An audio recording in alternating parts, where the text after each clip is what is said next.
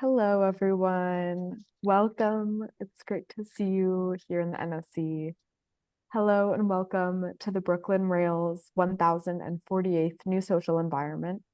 I'm Eleanor, Programs Associate here at the Rail, and today I have the huge pleasure and privilege of being your MC for a conversation featuring Mary Newell, Charles Pigott, Stephen Collis, and Cole Swensen. And now I'll introduce our guests and host for today. Mary Newell has authored the poetry chapbooks Tilt, Hover, Veer, and Resurge, as well as poems in journals, anthologies, and essays, including When Poetry Rivers. She is co-editor of Poetics for the More Than Human World, an anthology of poetry and commentary, and the Routledge Companion to Ecopoetics. Newell teaches creative writing and literature at UConn Stamford and online classes for the Poetry Barn and for Chax Press. Combining the insights of literary studies, linguistics, and anthropology to explore authors' relationships with the more than human world, Charles Pigott's research focuses on literature produced in Spanish and for Indigenous languages of Latin America. He is a lecturer in Hispanic Studies at the University of Strathclyde and the Quondam Fellow of Hughes Hall at University of Cambridge and a member of the UK Young Academy. Stephen Collis is the author of over a dozen books of poetry and prose, including the BC Book Prize winning On the Material and Almost Islands, Phyllis Webb and the Pursuit of the Unwritten. A History of the Theories of Rain was a finalist for the Governor General's Award for Poetry. The second volume of a trilogy begun with A History of the Theories of Rain will be published by Talon Books this year. And Cole Swensen, our host today, is the author of 17 volumes of poetry and a collection of critical essays called Noise That Stays Noise.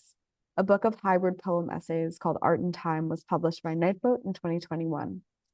A former Guggenheim Fellow, she's been a finalist for the National Book Award and has been awarded the Iowa Poetry Prize, the SF State Poetry Center Book Award, and the National Poetry Series. She's also translated over 20 volumes of poetry, prose, and art criticism from French. It's such an honor and a joy to have you all on the NSE today, and I'm so excited to pass it over to Cole to say a few words.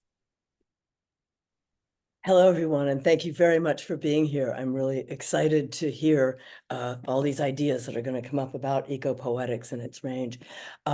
As many of you know, this is a series that focuses on the people behind the scenes, that people that actually do the work that produces poetry. So small press editors, people that run institutions that support poets, and people who do things like edit important volumes.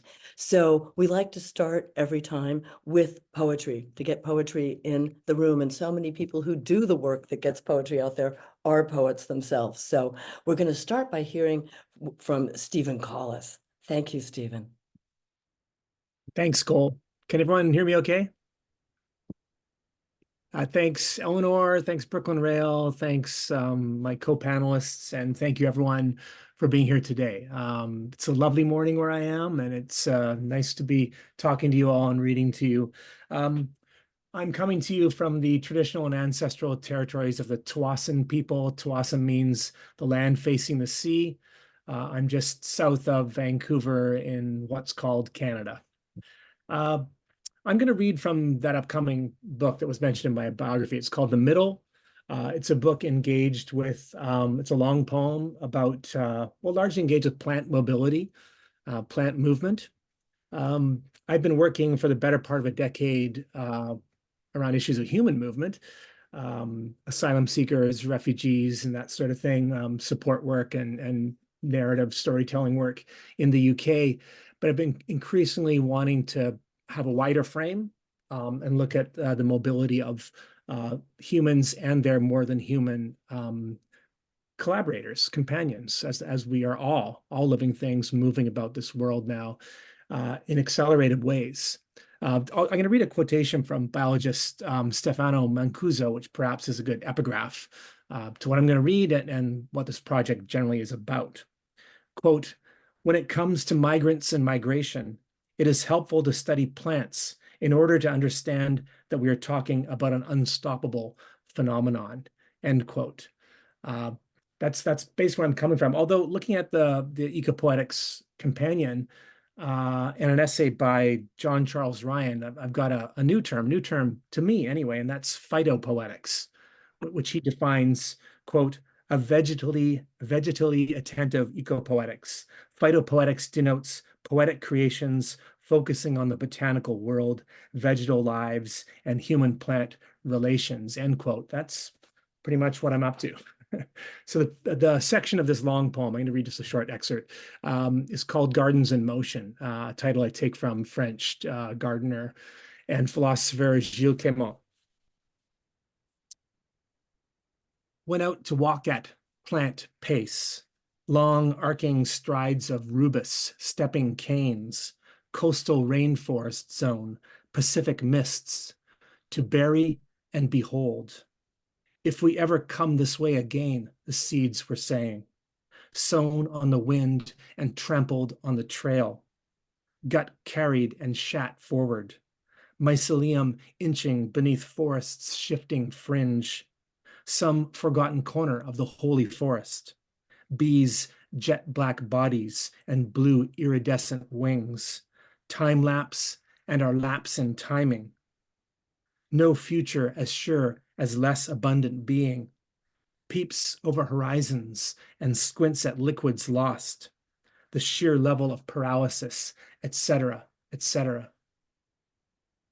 Moving northwestward in search of moisture, wood density and seed weight, spatial shift of species abundance, cheatgrass, tansy, blackberry, thyme, 15 to 20 kilometers per decade, median poleward and upland shift, more sensitive to moisture than temperature, association between seed size and directional movement, wind versus animal pollination, repeated plot level measures, infiltrating by creep of root and shower of seed, a landscape we have made impassable, necessitating long distance leaps, dispersed outlier populations, refugia serving as loci for more rapid invasion.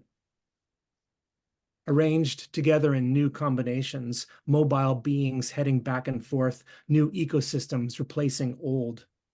Often after fire or flood, people remain the strongest driver, rearranged the plant world to serve their needs. When old plants die, the tension is released, new species flood in. Fire, the especially visible catalyst of change, long heat waves, insect blooms. The last time the earth cooked, after 200,000 years, plants came back, long voyagers in search of a place to begin again. But what was it like in the middle? Turfed us out and settled to windward. I've got a bundle of sticks. Don't worry, we are getting to the story. Jittered animal body mass, the lack of a shared phylogenetic history, and the epic song of isoclines and climate velocity, the sweep of easy wind and downy seed. Lodgepole pine moving north, facilitated by fire and intrepid seeds riding rivers to new alluvial and riparian dreamlands. Rubus, a diasporic genius so widely spread, its small seeds easily tucked in shirt pockets and bird crops. To climb into most climes as the word scatter of fir out of fire, and low out of willow, and pen out of aspen. Written borders have no meanings in undocumented third landscapes. Middle of space-time, middle of seed scatter. The shafts of time's light on bird wing falling, on rubus sanctum, the Palestinian blackberry, the original burning bush lighting the way. I'm coming to the point. Found a sprouting chestnut and planted it, now shading the door where I write. Now the tree asks what poetry is, arboreal and moving very slowly. Maybe it's a disordered devotion or a Baroque pattern, a chaos monde, always in the middle of things, a balancing act of rhyme and ruin. Though even chaos is not chaotic. Poetry in motion, stays in motion. Still, I am confused too. Planetary chaos is not fun to dwell in. All my plants are up and leaving me in the pantla. My friends too are plant-like beings, throwing themselves forward to seed in new times, sweet vernal times, perhaps. Maybe I am hindcasting. Maybe the pulse of our movements is etymological and seated in love long ago. I would speak in tree tongues, trace with rooting vagabonds the contours of a newly seeded garden in motion. Thank you. Thank you very much. What a great way to start us off in motion. Thanks a lot. And Mary, over to you. Thank you. I really enjoyed that, Stephen. I live in Garrison, New York, and I just want to start by acknowledging the former inhabitants of this land, the Nachpim Sachandam of the Wappingers Confederacy, and I'd like to honor their enduring presence and their descendants and emulate their enactment of a vital connection to the living earth. So I'm going to read 3 poems. The first is about coevolution, however you understand that. And it has to do with salvia, which is a species of plant with a really deep throat. And over time, the salvia's throats have gotten deeper. So the only species that can actually pollinate them are hummingbirds. So covivance, hummingbird tangles with salvias. Generations of entwine fold into this smooth bonding. Locomotes by quiver, broadcasts by wing whir, ripple of flight wake. Figure 8 spinouts flash iridescent green. Needs frequent sweets to sustain fast pulsing heart. Whiz zip, hover, to sip with forked tongue, drawing nectar from deep-throated blooms. Salvia's trapdoor stamens rub pollen on transfixed head of sipper, who soon flits with gold corona to blend pollen from mauve and blue salvias to forge the new ultraviolet tone. So there's actually a species called ultraviolet salvia, which was produced by hummingbirds. And the next poem I'm going to read is the third of 3-part sequence from red to green, which is about chlorophyll and hemoglobin. And it was published on Blaze Vox, and it's still online there, the whole sequence. And this is the third and final part of it. If leaves whisper, listen. Our chlorize trap sun vigor, slide liquefied sunlight down tiny channels into a larger stream, root drawn, trinkets we trade for hydration. We are verdurous, so you can be ruddy. We leaf. When our cells reverberate, we swivel into calyx wrap to foster buds and wrap our cousins, stretching glory. We honor each phase, the buds slow or swift unfolding. After, when flower petals splay still aromatic, we renew our task, entice sunlight, exhale your breath food. We give back, go back to ground. Once we dissolve to elementals, the roots can lap us up. We don't fear falling to clay. This brief wafting, our wing. And my final poem is still in the developmental stage, and it has an accompanying image. I'm working more with images and a little bit with video in order to capture the sort of dynamics of ongoing processes. So bear with me while I share the screen here. And I'll do that. The heart rate of a red-tailed hawk, on average, 202 beats per minute, while mine is 65. Food, mostly small mammals, mine veggie omnivore. Auburn, with white feathers, pairs to my few auburn streaks in white, though hair doesn't flap. Domicile, twig nest and tree. Me, house with many windows, through one of which I saw you in the yard. Unusual proximity, perched on a long horizontal. I became as still as you, sustained, unwavering. No feather ruffles, long practice holding a gaze. Is it mere accident you seem to look my way? Is your stillness just prey ready? For me, a prayer to unconceal connection. The term adjacent, insufficient for this yearning to tug the thread that tangles us together. Neither prey nor protector, no necessity. I'm touched by wildness, flight, while you perhaps find respite with no predators. I want to claim this gaze is mutual, but that implies intent. I honor this space that opens in suspended gaze.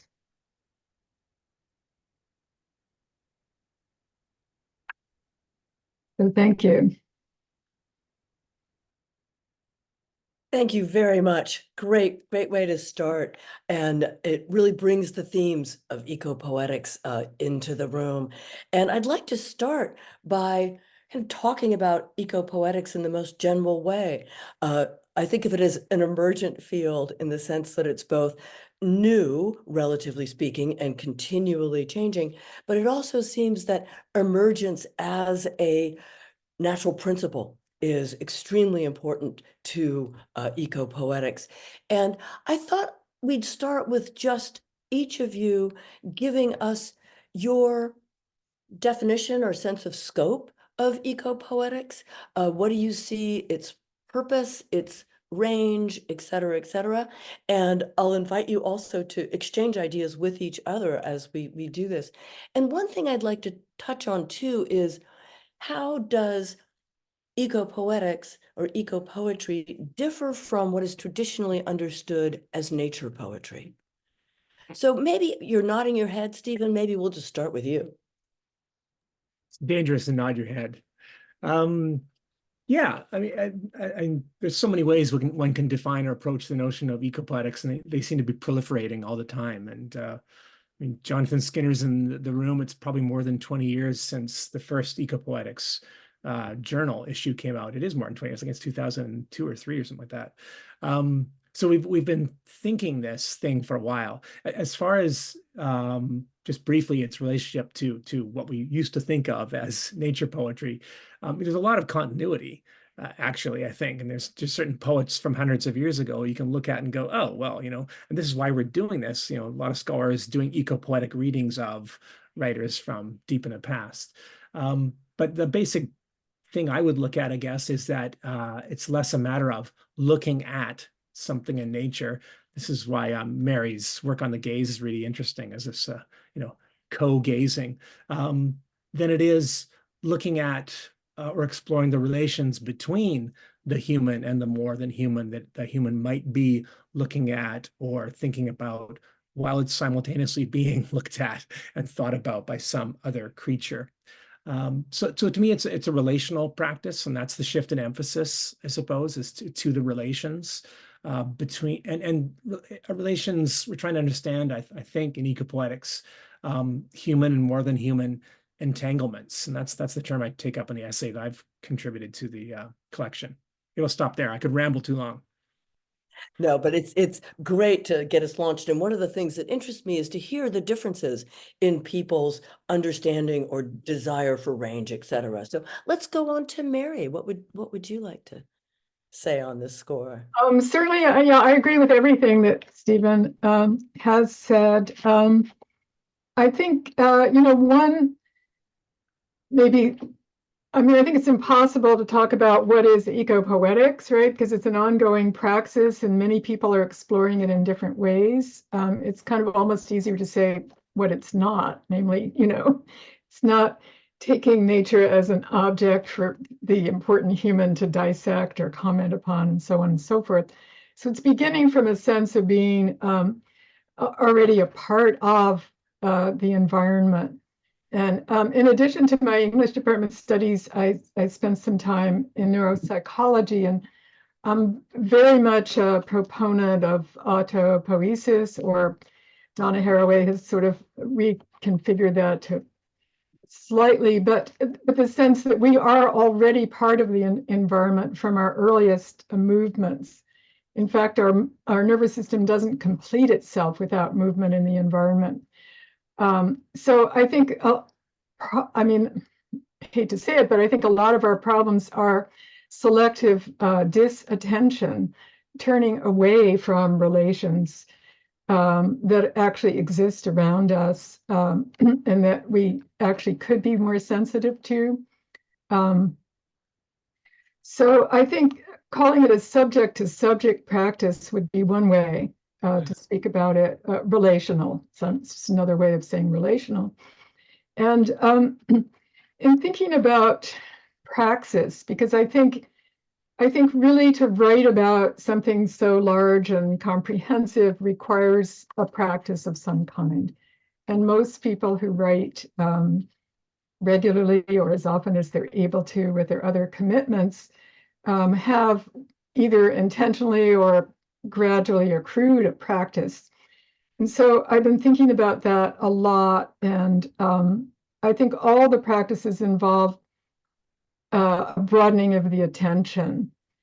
Broadening also, not so much listening to the formatory thought, which has already been influenced so much by, those of us in the West, by ways of thinking. Even our language, is cut into subject and object. So, so the sort of aspiration for a fresh view, a fresh perception. And I also have started to try to discriminate in my thinking between aspiration and praxis, right? Because I think an unmediated view is an aspiration in Zen, for instance, and I think it's an aspiration for a lot of us, but it's, it's a sort of almost impossible, but still worth trying for experience. And similarly, the idea of kinship with all of life, I think is in a similar category, although I feel there are people who, like Robin Wall Kimmerer is one, who really is making bridges in that direction. But, I feel for me, I think that's what I was trying to convey in the mutual gaze. It's a question of really trying to be honest with how close one can be. And so I kind of came up with 3 degrees, which is not meant to create more classifications, but just to think more clearly of how, for personal practice, this is not the global view of things. One would be adjacency. For instance, walking along a river, where you can have the rhythms of your walking and the rhythms of the river as sort of starting points, and then other relations develop, from that, or with another species, some sense of their tempo, their lifespan, their life world, where you can't really get closer for one reason or another. The next version would be some sort of immersion or interweaving, spending a lot of time in the woods, extended fieldwork engagements, longer periods of listening and attentiveness.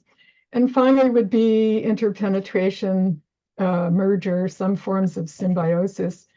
And, there are writers who've very much taken up this direction. For instance, Forrest Gander comes to mind in some of his writing. So, it's not so I kind of had the idea that all of these are worthwhile undertakings depending on what it is that you're trying, how it is that you're trying to engage.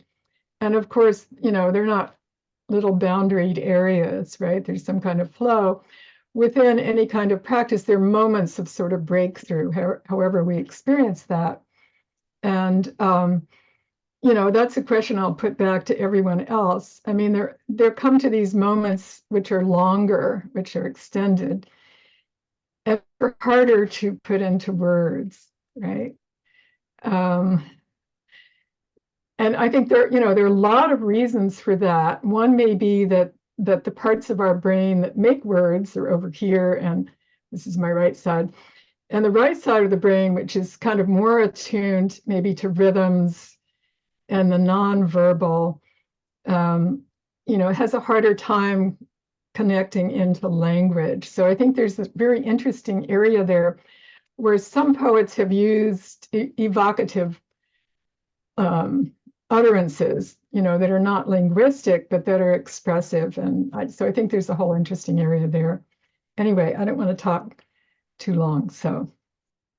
No, it's perfect. And a couple things that I'd love to come back to at some point is this idea of poetry that occurs perhaps not linguistically, but otherwise, and also the way that the structure of our language, as you were saying, just the subject-object basis of our language is creating certain automatic, if not limitations, at least specificities. But for the moment, let's go on, Charles, and give us your definition. And I'm interested in how your insights into all these different languages might affect your notion.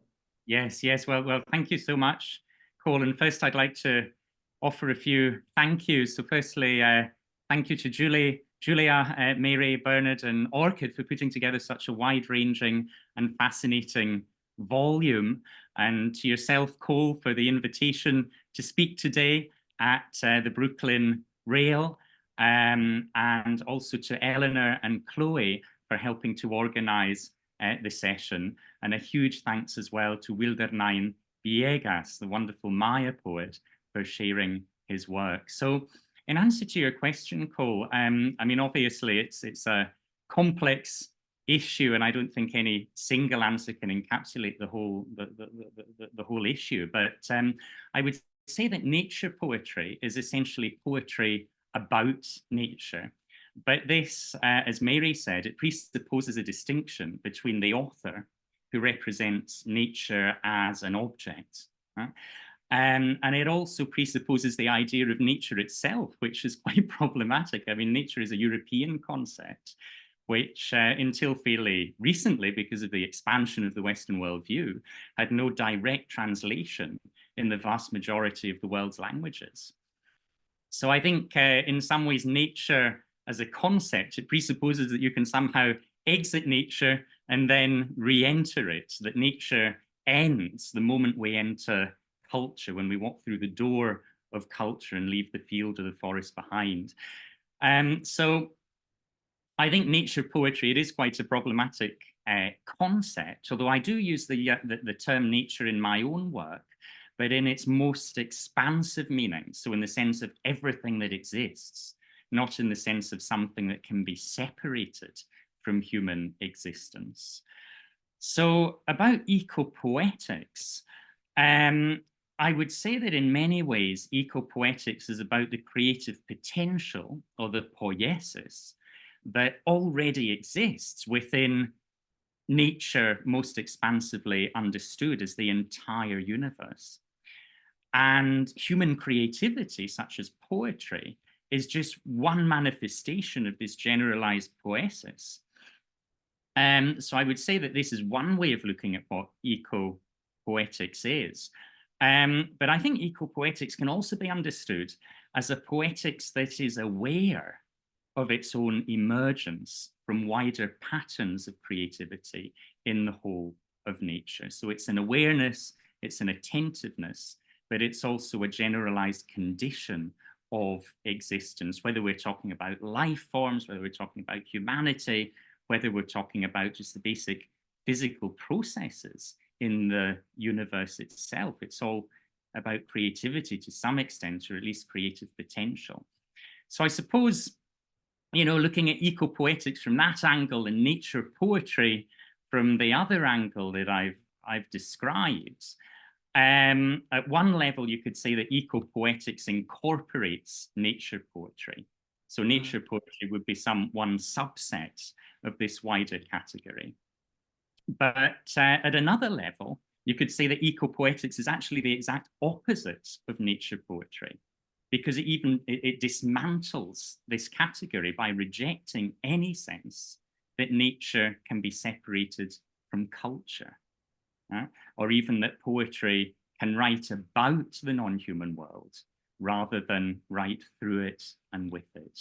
So that would be my take on the whole complex issue. Thank you. Among the three of you, you've just brought up what seems to me, in my much less sort of extensive knowledge of the field, seems to be like the real, you know, beacons and places that start. I want to pick up on your mention of pattern, because I think that is related to emergence. And you're citing Tim Ingold with the idea that creativity lies in improvisation rather than innovation. It seemed really important. And I'm going to kind of dovetail that with Stephen's interest in poetry as entanglement. Poetry that aims to get things more tangled up and knotted. So maybe we'll invite Stephen to say a little bit about that. And both you, Charles, and Mary come in and see what overlaps you find. Sure. I find that notion of entanglement and poetry as a practice of entanglement really strikes me whenever I'm asked to write something critical. And I go, do I want to do that? Am I capable of doing that anymore? I'm not so sure. Because of course, in a critical frame, we think we're creating some sort of understanding or explanation or order of things. We're bringing clarity, whereas I think, and I know this goes against some definitions of poetry or some ways people think about poetry. I don't think poetry is about clarity. I love. It's I think his name was Samuel Ward, but it's an Emily Dickinson fan in the 1890s when her poetry was first published, and he writes this famous letter to Higginson, one of the editors of Dickinson's first volume, and he says, you know, she's the very spirit of New England or something like that, but he says she is the articulate inarticulate. And I've always just loved that, and I think that's exactly what poetry is. We're articulating our inarticulations. So that's a little bit of what I think about, or how I think of entanglement too. And I write in the essay, poetry, I maintain, is written to entangle, not disentangle, to locate and enliven our entanglements. That is to get more knotted, more enmeshed, more connected, more frustrated with an inability to separate. And I for some reason I enjoy the kind of the struggle of that. You know, because you know eventually you have to stop struggling and realize, no, I'm not supposed to get out of this tangle. I'm supposed to live with it, because that is what it is to be embodied in this world. Okay. I'm not sure if I've answered that very well. No, really, really helpful. And again, I saw a lot of overlaps with this idea of Tim Ingold's that creativity is in not in innovation, but in improvisation. Because, well, I'll let you, who've been thinking about that, Charles, speak a little bit more to that, please. Yes, thank you, Cole.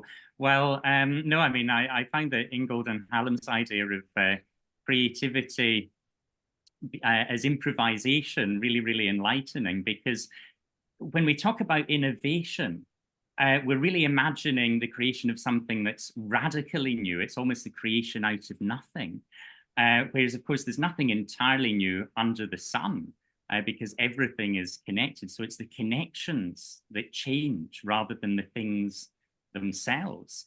And my interpretation of this is that newness is about forging new connections. It's not about creating new entities, because ultimately all entities are entangled. As Stephen was saying, all entities are already connected to everything else. So, I mean, in the Western world view, if we can generalize about any Western worldview, but the tendency has been to focus on the thing, on the entity.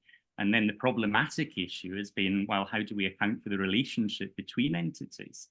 Whereas in many of the world's cultures, certainly many indigenous cultures, it's actually the relationship that comes first, and it's out of this movement, it's out of this entangling that gradually new entities, new forms are created, which in turn create new connections. So this sounds almost back to front from a Western perspective, but from many indigenous perspectives, it makes perfect sense.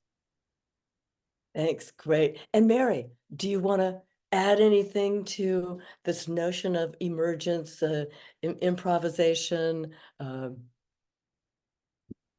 a couple of things that just came up while I was listening to Charles and Stephen about the connections and connectivity. I think that's also where a sort of natural sense of responsibility emerges, right? Because when you sense or feel the connections, it's just natural to want to respond appropriately.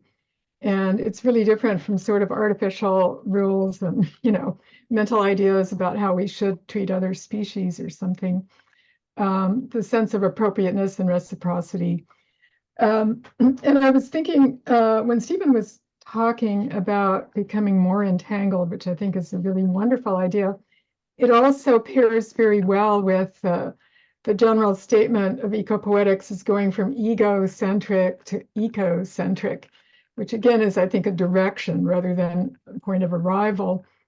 But I don't really like the word humility. I haven't found a better one, but there's something in there about giving up the pretense of first pretense of having an objective view or of having the view, right, as a human or as a scientist or as however one positions oneself, and recognizing that you're always looking from within webs of connection, and you can only always see partly, right? So there's something about acknowledging that in the language or in the presentation that I think is really important. Or, another way to do that is sort of dialogically bringing in more than one perspective, which clarifies the fact that none of them is, the perspective. Yeah. I love that. I can jump in, Cole. That sense of directionality, Mary, you're talking about there. I mean, this is probably a pretty common notion, but I return again and again to the idea of poetry as movement, as mobility. And you talked about practice earlier too, Mary. And of course, for many of us, that is a walking practice, right? And walking is crucial to being noticing our embeddedness in the more than human. And just incidentally, I think I started thinking about plants in part because of walking with refugees along paths in different parts of the world and noticing the same plants, the same weeds always on the sides of the paths, whether I was in North America or somewhere in Europe, for instance. The same weeds were there, as though they were also traveling the path with us. And that got me thinking more and more about that. But that motion toward, Mary, you're talking about that going across, of course, metaphor to carry across, it strikes me as essential to an ecopoetic practice. And I just thought I'd share just a quotation I love and I carry around with me from poet Erin Robinson, where she says, "We must work across realms and poetry will be how." That could be in one ways a definition of a very academic word interdisciplinarity. But I love that. And this is again what we get in eco poetry is the language of science coming in and the research of science coming into the poetry and providing this whole other palette of language that's just too good not to get into.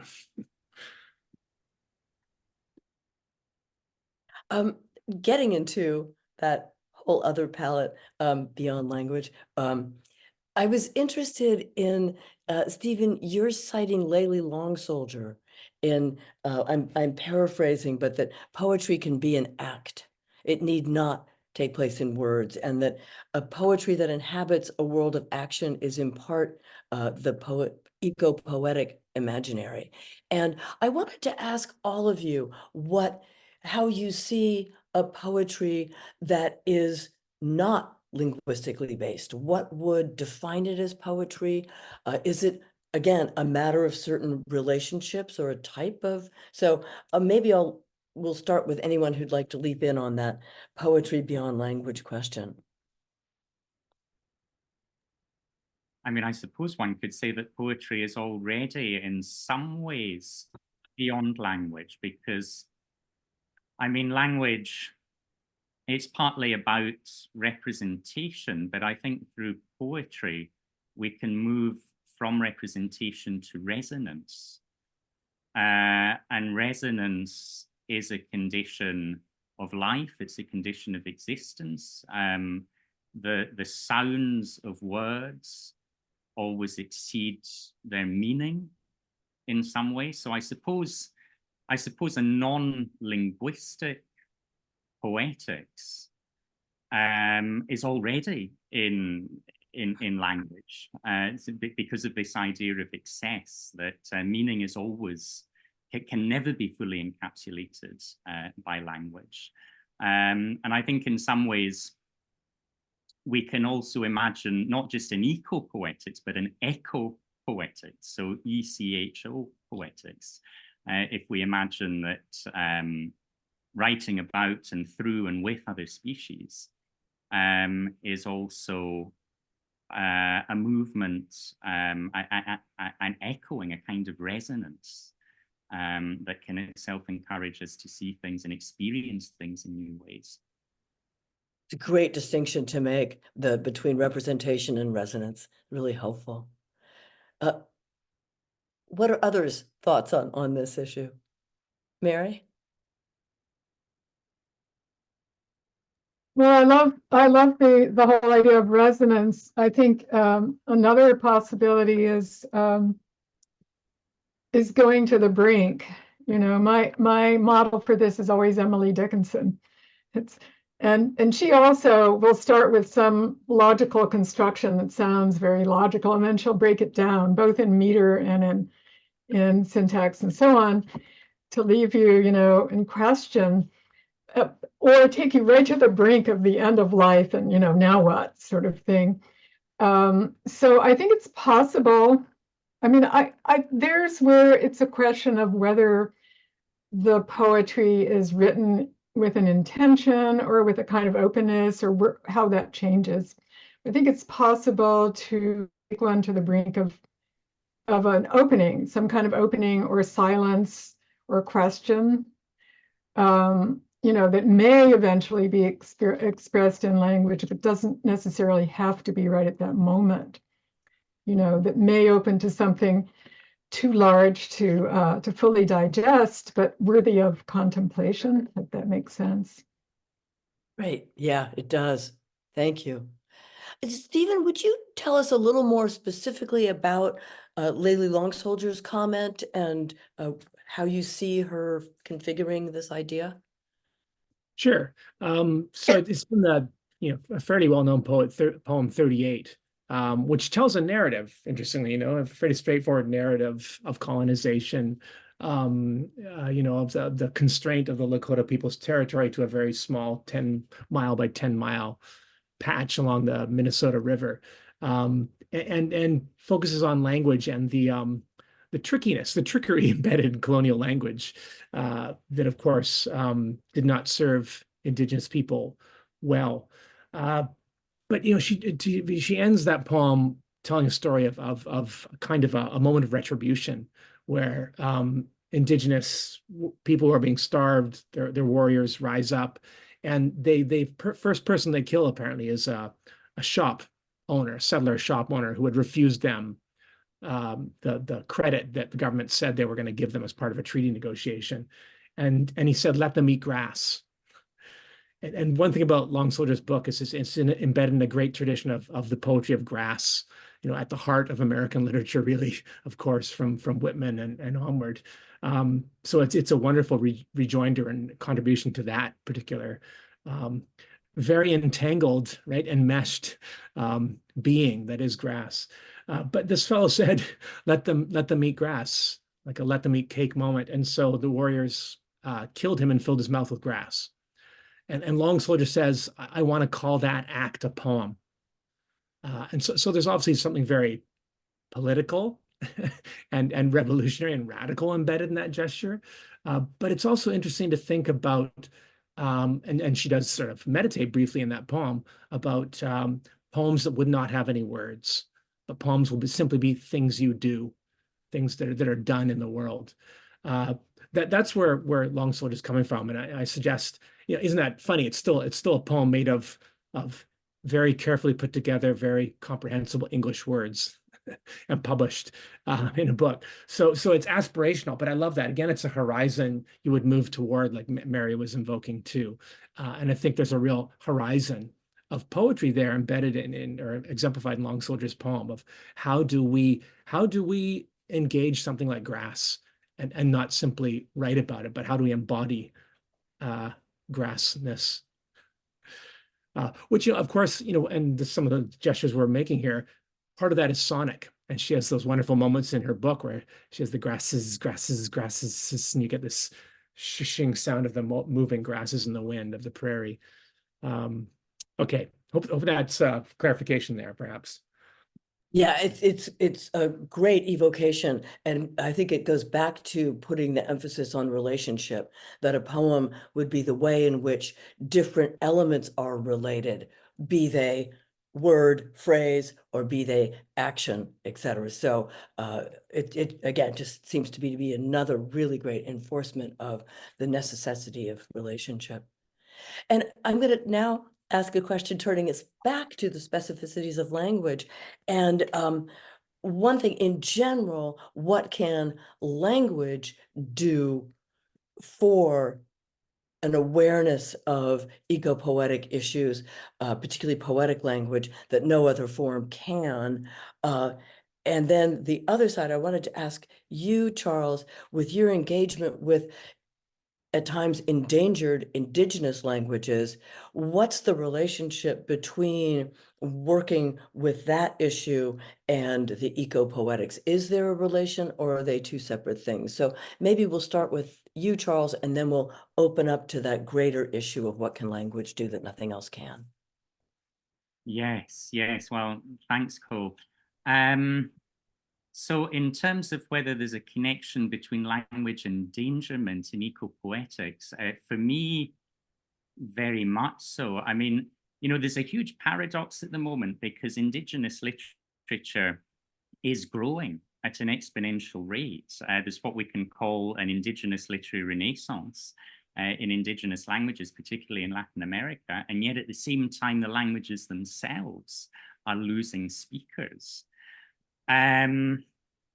And I think, traditionally, from the perspective of the humanities, the loss of species or the endangerment of species has been seen as quite different from language endangerment because of the way that we conceptualize knowledge. I mean, we separate it into so many different categories. There's the sciences, and then there's the humanities, and then the social sciences. But from a Maya perspective, that separation just doesn't make sense at all. And I think that's one of the reasons that I got into eco-poetry and ecopoetics in the first place, because I thought, well, how can we see these things as different if it's all part of the same network of meaning, the same semiotic web? So there's definitely a relationship there. And I think as well, one of the interesting things about Indigenous literatures as well is that most of it's bilingual. So you've got the Maya version, for example, and then you've got the Spanish version. And these two are in dialogue. They're not exactly the same because translation's never an exact rendition. And I don't see one as more original than the other. I see it very much as a dialogue. So in some sense, you could say that they're the two wings of the same bird. And without one of the wings, then the bird can't fly. So to give the poem movement, one really needs these two versions to be speaking to each other. And I see that as an ecological relationship, because I see ecology as ultimately semiotic in nature, is ultimately about sign relationships of meaning. and language as just one context of that. So I place self-translation, because the authors write their own work in both languages. I place that as itself part of the wider ecological network, and as something that constitutes the land that they're talking about. The land isn't just the physical place, it's also how people engage with it through poetry. Thank you, that's great. And then in the sort of more global sphere, how do you see language as, again, poetic language being able to do something that no other form of expression could in terms of ecological address? Well, language is very specific. So I suppose the specificity of language encourages us to see things from new angles. And I'm not saying that language is the only thing that can do that, but it can direct our thoughts along very specific channels. So I suppose that's one way that language would be particularly helpful in that way. And particularly in the context of Indigenous literature, just the dynamic tension involved in moving between languages also encourages us maybe to relativize or question some of our own ideas. I mean, it shows that meaning is uncertain. Meaning is always a work in progress. It's always a direction. And that's particularly the case in bilingual works. But I think, meaning is constantly changing. It's constantly being debated. So maybe language, it helps to create a sense of direction with meaning, and it helps to undo that at the same time. Nice. And Mary, this is a question clearly you've been thinking about as you've edited this volume with your two co-editors. Want to add anything to that? So yeah, two things. One about global. I think this is really a question we should keep coming back to, because as we know, the climate crisis is global, and it's difficult in general for people to think globally without getting abstract. I think there have been studies about, do we feel the same way about something happening in our own environment or something that we see on media? Can we feel the same way? And, I think this is a really big question, what's appropriate. But I think in terms of writing, it really helps to have an entanglement, a network where there are global, whatever needs to be called upon globally is anchored in something concrete and local or embodied, something in the body, because otherwise the way it tends to be received is more conceptual. And there's so much mediation in our world, we're so bombarded that to actually sense what's happening, I think, requires some kind of immediacy.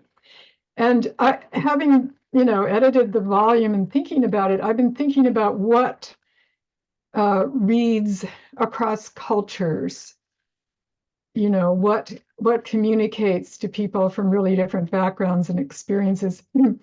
There's such a variety of cultures. Some cultures really believe in their own perceptions and way of understanding the world, and probably with good reason. And others are more in question. But, there are certain things like the elements, for instance, earth, air, fire, and water. We don't know for sure about ether, but dark matter might come in there, that, exist everywhere, right? Weather. And somehow, those is not the whole story, but a part of the story, connected also with something more specific and local or immediate. Something like that is one thing to think about.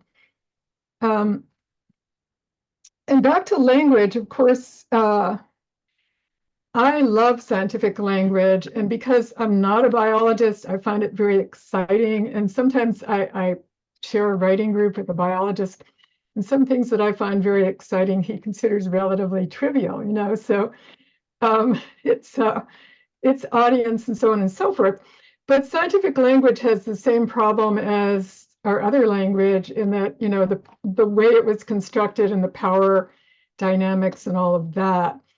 Going back to the women's liberation, I remember Audrey and Rich writing probably in 1970, this is the oppressor's language, but I need it to speak to you. So, you know, it's our everyday language. We're stuck with what's left over there, right? The debris of past hierarchies and so on in science. I know people who are writing against the scientific terminologies. I don't know enough about it to discuss that further, but you know, how to invoke the sort of one, you know, the really wonderful things in biology and zoology and so on that are quite exciting without recreating the whole sense of, you know, how it got named after so-and-so or all of the apparatus that came along with it. Yes, and of course, the apparatus is itself linguistic, and so it becomes a different, another kind of entanglement. Is I see we're getting kind of down to the top of the hour, and I can't see everybody who's here, but I do see some people who are really important and often mentioned in the anthology or contributors to it, such as Lynn Keller and Jonathan Skinner. And I just want to open things up. Would either of you like to make any comments on anything that you've heard, or something that maybe you would have said had you been here, which you are here? I don't think I have anything really to add, but gratitude for this really generative conversation, and for the tremendous opening that the volume itself represents in its international scope and the multiple perspectives that it offers on this emerging, sort of always evolving enterprise. So no, I'm not going to add anything else, but thank you all, and I will have to leave very shortly. Thanks. I was going to lurk. I was going to lurk, Cole, but you drew me out. Just to echo what Lynn said, I mean, gratitude for the volume and for this conversation, which is so thoughtful and varied. I mean, one comment was, you know, when Mary was saying, you know, what are the things that can communicate across cultures that we find everywhere? And I put in the comments, capitalism, you know, so there's a poetry of resistance that can take different forms, but people are facing the same extractive violence everywhere, people and non-human people other than humans. So that's foremost in my mind. I did write a question in the chat a little bit earlier, which you started to answer, Mary, which is sort of in line with what Heller was saying and what Mary and Stephen also went on about, which is about language. I mean, both of you were speaking about language, and you know, one of my perpetual struggles has been just, maybe it's personal, you know, being a poet embedded in academia or an academic venturing into poetry, but ecopoetics, you know, if it engages the sciences and various academic disciplines as a process of inherently boundary crossing interdisciplinarity, you know, it's constantly grappling with this authoritative language, which is very anti-ecopoetic to my view often. I mean, the very tone of a kind of authority and even just the predicating structure of an academic sentence is sort of undoes or does violence to the work, or is something that ecopoetics has to work against, in my experience. So my question was, you know, what are some of the strategies for this engagement? Because I agree, like, I love science. I'm a total science nerd, and I get excited by things that, as you said, Mary, you know, most scientists would find commonplace. But then also academia, you know, I love scholarship, but you know, what are strategies for pursuing such engagement while resisting the authority and the authorial conventions of so-called Western versions of objectivity? Thank you. Should we be writing experimental essays, or what? You know what I mean? Yeah. Know how to transgress those boundaries at the same time as keeping the integrity of the exploration. Yeah. And in my shifting screen, I just saw another contributor come up, Evelyn Riley, and just wondered if you wanted to add anything too. Thanks, Cole. Hi, everyone. This was wonderful. Thank you all. And some of you, like, I feel like I know, but I've never seen you before, like Stephen Collis, because there's a community of this dialogue. So that's just wonderful to see. And really, we're pretty much out of time. The only thing I was wondering about, Mary, that idea of concrete and abstract, I wonder if ecopoetics is part of it is changing that, because we really have to have global imaginations, and we have to engage things that I think we would have once rejected as not local or not concrete enough. And that telescoping ability to give attention maybe is one of the interesting aspects of all of this. So there's so much, the urban, we didn't even bring in the urban much here, but this thing is just so big, which is what's interesting about it, right? So. And again, constantly emergent. It's a surface that's constantly changing, and yeah. And apologies to any other contributors or people in the field who just don't happen to be on my screen, because I know there probably are some. So maybe we'll turn it over to audience comment, questions, etc. And I want to encourage everybody to respond to wherever it seems appropriate and you'd like to jump in. And I'd like to thank Mary and Charles and Stephen for such a great conversation. Thank you so much for being here. Thank you so much, Stephen and Charles and Mary. This has been so wonderful, and it was such a treat to hear from some other contributors today. So thank you. We've got a couple of questions here. And the first question will be from Heller, and I will allow you to unmute. I'm unmuted. But actually, two questions developed. Sorry, but they kind of fold into one another. I was struck, which Evelyn just touched on, by the impulse on the part of the panelists to what I would call this possibly pattern inhibition. The eco immediately goes to the bird, the grass, or the botanical, and I'm finding myself, well, where's the elevator?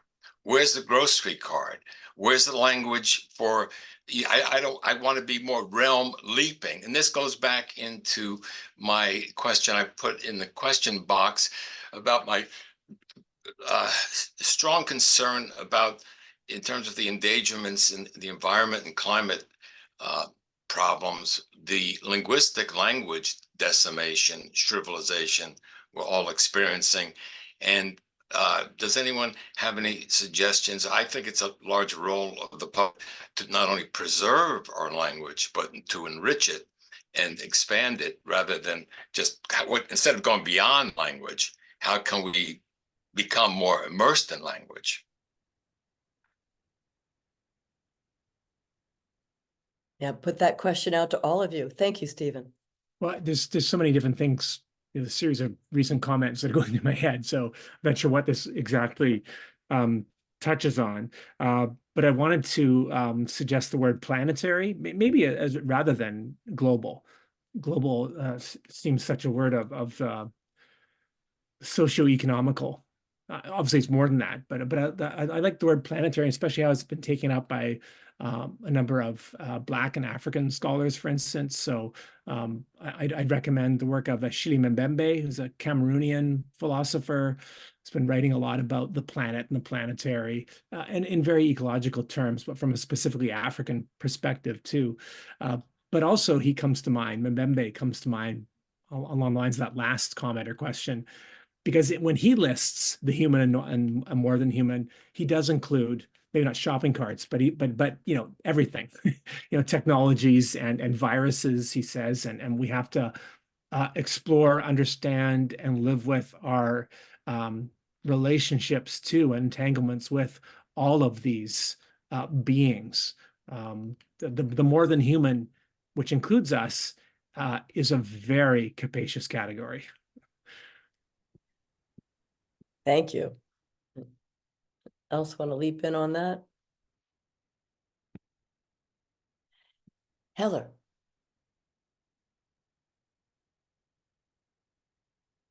Stephen, when you said planetary, in terms of realm leaping, we'd have to be talking about the galactic today.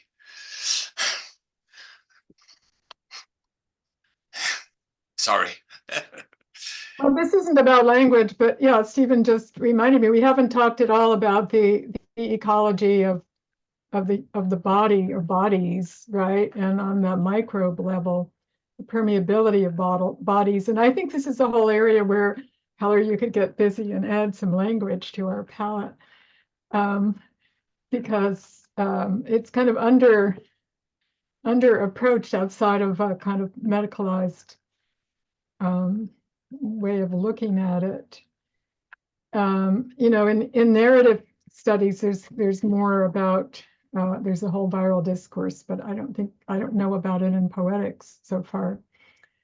But you know, there's a sort of contradiction, how to become more open to take in all of what is, and at the same time, you know, there is this boundary of the body which is permeable and vulnerable and so on and so forth. So that's an interesting moment in.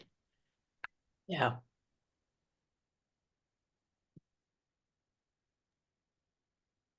Wonderful. Well, maybe I'll just quickly bring back Jonathan's question just in case anyone else would like to expand upon it. And I'll just read it, what was originally posted in the chat once again. In line with what Heller asks and what Mary and Stephen have said, if some versions of ecopoetics engage the sciences and various academic disciplines as a process of inherently boundary crossing, interdisciplinary, what are the strategies for doing so while resisting authority and authorial conventions of so-called Western versions of objectivity? Just really briefly, I mean, there's a lot in that question we can talk about, and so I'll be very, very brief. Just I think about embodiment. That's what I love about poetry, is that it does feel like an embodied practice to me, embodying our entanglements. For instance, you can see that as in a according to the sign and the connection between different signs, but also sound pattern, and just being in the breath and the body and sound as its own sort of ecosystem. I think that's maybe that's more connected to Cole's question earlier about what can poetry do, but I think it applies here too. So in that embodiment, we might embody connections between different discourses. And in my own poetry, sometimes I'm very discursive at the same time as I'm always following sound patterns too, and I don't see them as mutually exclusive necessarily. I could say more, but I don't want to.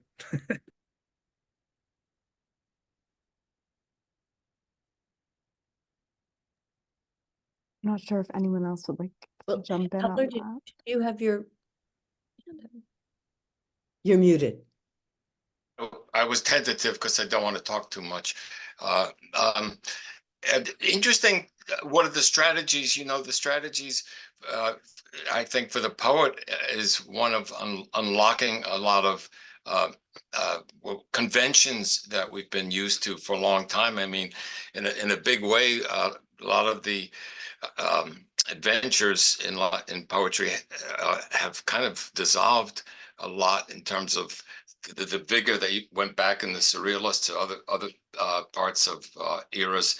But what I wanted to say, like, goes like with Jacob Boehm, you know, how he suggested in writing to dissolve the subject-object gap and develop a language which is more free-flowing, and I would add to that more erratic, discoherent.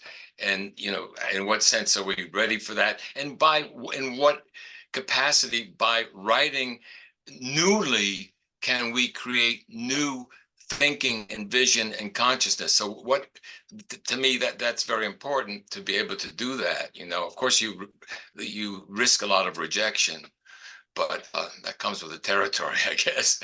You know. I want to connect what you just said to Jonathan Skinner's evocation of the huge elephant in the room, capitalism, and the way in which the structure of our language embeds an exchange system. And how can poetics maybe erode that closed notion of language itself as being a commodity exchange. And Jonathan, if you want to say anything more about that. I think you phrased it perfectly, Cole. I'm not sure I have much to add, don't although, know you know, if it's you wanna interesting to move think on. about that in the current moment of the collapse of SPD and sort of, you know, that poetry it does rely on a kind of a material production. You know, it's a process of material production, which also is a kind of exchange market. So I like to think of ecopoetics as also very focused on textual materiality. I mean, that is as in like the book or the painting, or it could be the dance or the song or whatever form it takes, but a kind of materialism. But sometimes the question that comes up for me often is, what kind of materialism is it? You know, is it historical materialism where we always historicize and we think about the relations to power, or is it, you know, there's this kind of new materialism which is also really beautiful and exciting, but also sometimes more aspirational than practical, like Mary said earlier. So, you know, I'm always trying to keep those two kinds of materiality in mind, to try to not as a litmus or to draw a line, but challenge myself, you know, and to challenge ourselves, you know, how do we make poems, and how do we put them out there, and yeah, in a way that resists the commodification, but is still at grips with the material production and all the limitations and, you know, compromises that brings and possibilities. Adding a question on top of the question. Well, go ahead, Cole. No, you. I was just going to say, adding a question on top of the question, how do we write non-extractively? If this system, the capitalism, which has come to see the entire planet as a resource, whether human or non-human resources, it's all resources that are thrown into the hopper, as it were, and burnt up extractively everywhere. How do we write non-extractively is maybe another version of this question. And that's a really interesting one, because, you know, does that implicate things like sources and different discourses and different, you know, the things we feed upon, as we inherently and must do to write, feed on other writing, but how do we do so non-extractively? And maybe I'll answer my own question really briefly. Fadi Judah, a wonderful Palestinian American poet, recently talked about solidarity and sort of false solidarities, and what he saw as more true solidarities. And he said he's interested in solidarity that's citational. He says it names what it loves, and I really am attracted to that notion. Yeah, really nice. Heller. Again, you're muted. A great question about the capitalism, Cole. And so to what sense has the eco poetry kind of conformed and collapsed into the fold of capitalism by, you know, being a part of the university system, and actually been, I guess, effective in raising new capital like writing departments did in colleges years back? And if even the very term ecopoetics as a label, how doesn't that conform to the capitalistic impulse to stratify, classify, etc.? Because if the poetic term is to a large extent about raising awareness, why do we need the term? A great question. Anybody else want to leap in? Mary, do you have anything to respond to on that? I'm going to catch it later tonight. No, I'm not attached to the term. It is, you know, convenient to be able to talk about things, but already it's being used, you know, for things other than the way we're talking about it, right? Sometimes it's being used just for nature writing or whatever. I did want to bring up, you know, one thing we haven't discussed, which is in Lily Long Soldier as well, and some other people, is the pronoun we. You know, is it possible to arrive at views, inclusive views, and how to do that responsibly, right? And I'm sure, I mean, I know I have, and you probably all have read something that used the pronoun we, where you did not feel that it included you, and other ones where you feel you're being invited. So I guess what I'm talking about is a kind of grassroots movements, toward being the change, so to speak, toward, bringing something positive into the world that's been somewhat messed up.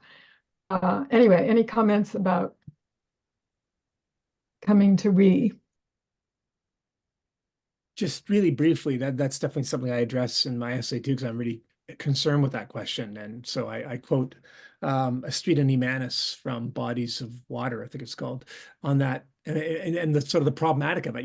Yeah, we is a problem, but we're stuck with it. We have to use it in some ways. We'd have to always try and expand, complicate, and trouble it, I suppose. Am I the water? Which is where she's coming from, really. So I think it's a crucial question. I am concerned though to get Charles back in here and would love to hear him. Thank you so much for this Q&A. This has been really, really wonderful. And I think we briefly lost Charles, but I think he is back now. So hi, Charles. I think, yeah, we have just in time for your reading, Charles. Oh, fantastic, fantastic. Yes, I'm so sorry to have zoomed out there. The technology failed a bit, so I've just managed to get back on, which is a relief. So I'll just get the documents up. Well, thank you so much. We're so glad that everything aligns so you could be here for your reading. So Word is bouncing. I even turned my computer off to see if that would make a difference, and it didn't, but here we are. So Word's just opened. Okay, so I'm going to read a poem by Mexican Maya poet Wilder Nain Villegas. And maybe we can, yeah, fantastic, Eleanor, that's great. So this is Wilder Nain.